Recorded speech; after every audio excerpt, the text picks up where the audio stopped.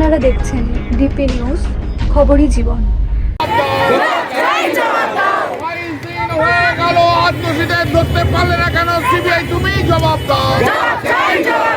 22 দিন হয়ে গেল আত্মসীদের ধরতে পারলে না কেন সিবিআই জবাব দাও। We want justice. We want justice. We want justice. Rambam যোগে আন্দোলনের উদ্দেশ্য নষ্ট হয়েছে দাবি করলেন শ্রীরামপুরের সাংসদ কল্যাণ ব্যানার্জি।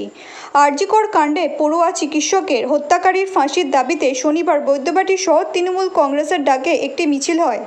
যে মিছিলে যোগ দিয়ে সাংসদ কল্যাণবাবু বলেন, রামবামের চক্রান্ত চলছে এবং এদের জন্যই আন্দোলনের দিশা নষ্ট হচ্ছে। একই সাথে সিবিআই দায়িত্ব নেওয়ার পরেও অপরাধী অধরা, তার সমালোচনা করেন।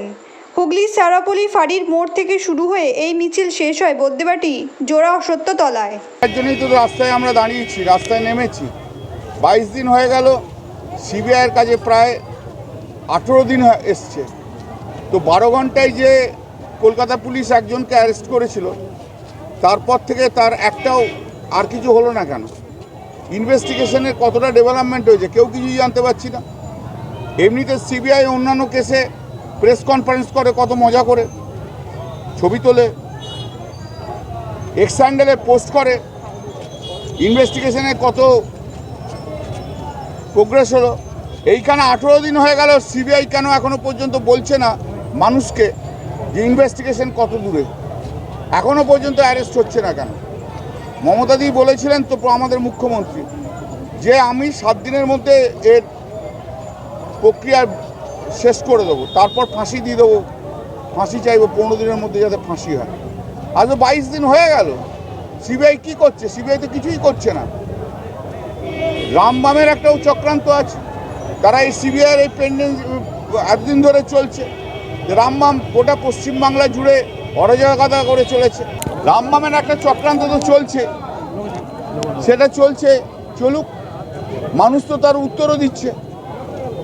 আমরাও রাস্তায় দাঁড়িয়েছি আজকে।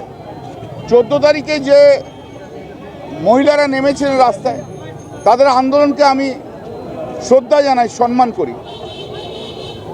একটা নতুন চিন্তাভাবনা নিয়ে এসছে, কারণ একটা ধর্ষণের পিছনে তো একটা পুরুষ আছেই, প্রতিটি যৌন নিগ্রহতার পিছনে তো একটা করে পুরুষ আছেই।